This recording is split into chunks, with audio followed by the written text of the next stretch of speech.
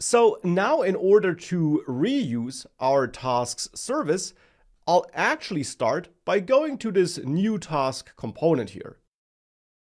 And there it's in this onSubmit method where I actually no longer want to emit the entered task data.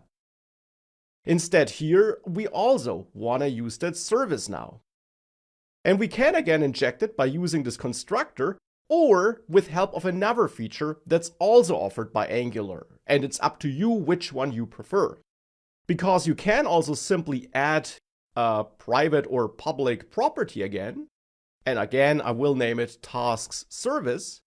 But now instead of receiving it in the constructor and so on, you can initialize it to a value that is created with help of the inject function, which must be imported from @Angular core. So this function must be imported from Angular. And this inject function does what the name implies. It injects a dependency and provides it as a value for this property. And here it's then this tasks service which we want to inject. So therefore you have to import this tasks service class again, and then you don't instantiate it here, but instead you use just the task service class name as a so-called injection token that's passed to inject. And again, Angular will then do the heavy lifting under the hood.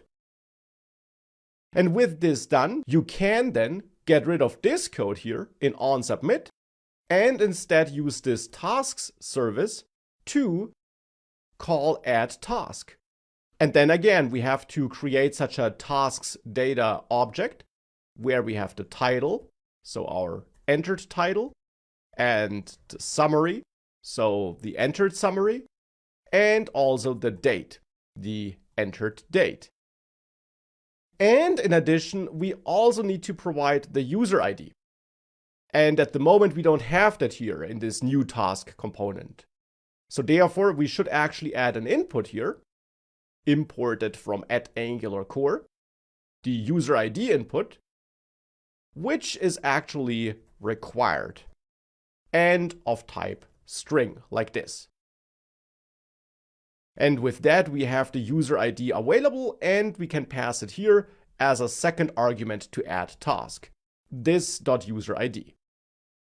So with that, we then use that service to add a new task. And we provide that service with help of this inject function, which is simply an alternative to this constructor-based approach. And it's up to you which approach you prefer. Now with that change made, we of course have to make sure that this user ID is provided to the new task component. So therefore in the tasks component template file, we should set that user ID here equal to the user ID property, which is indeed available here in the tasks component. Now, of course, if we use this approach, we actually no longer emit the add event, and therefore we can get rid of that here in the new task component. But since I still want to make sure that the dialog gets closed whenever we submit the form, I'll rename the cancel event here to close so that we have a more universal name here. And I'll emit close here, and I'll also emit this close event here in onSubmit after submitting the data to the service. And with this change made back in the tasks component, we should no longer listen for a cancel event, but instead for a close event. And maybe also rename this method here to onClose add task or something like this. We should also get rid of this add event since it no longer exists. And now as a last step in the tasks component class, the onCancelAddTask method should be renamed to onCloseAddTask, and the onAddTask method should be removed because we're no longer triggering it. But with all those changes made, if we now go back and reload, We can still add a new task.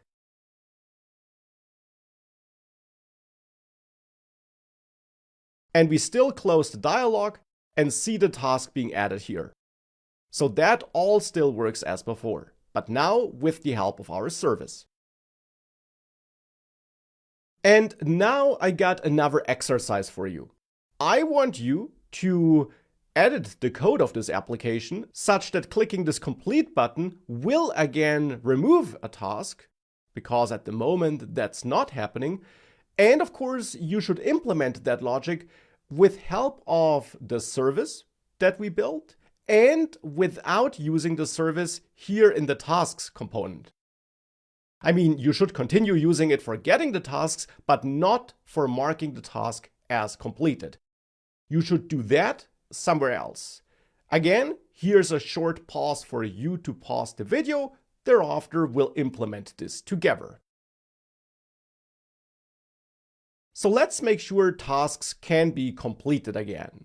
And for that, I'll actually start by removing this onCompleteTask method here in the tasks component. Because, as I explained, I don't want to use the service from in here, mainly for practice purposes, not because it would be super wrong to do that. But instead, I now want to practice working with that service by going to the task component, which manages a single task. And it's now there where I want to use that service to get rid of it.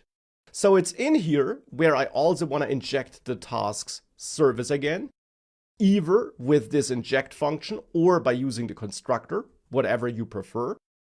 I'll go for the inject function, which must be imported from @AngularCore, like this. And then, as you learned, it's the name of the class which should be injected, or for which you want to have an instance that should be injected, that's added to inject. With that, in onCompleteTask, I no longer want to emit some event, but instead, it's now the tasks service that I want to use, where I want to call removeTask. And that now expects to get the ID of the task as an input, and conveniently we have the entire task object available here, so we can simply pass this.task.id as a value to the tasks service. And we can now get rid of this complete event, and therefore actually of the entire imports of event emitter and output, since this component now no longer needs to emit any events. And it's now in the tasks component template file where we should stop listening for the complete event, because it won't be emitted anymore, because this task will now do its job on its own with help of this service. Well, and that should be it. If you save that, you should be able to select users and also mark tasks as completed. And as you see, those are then removed again.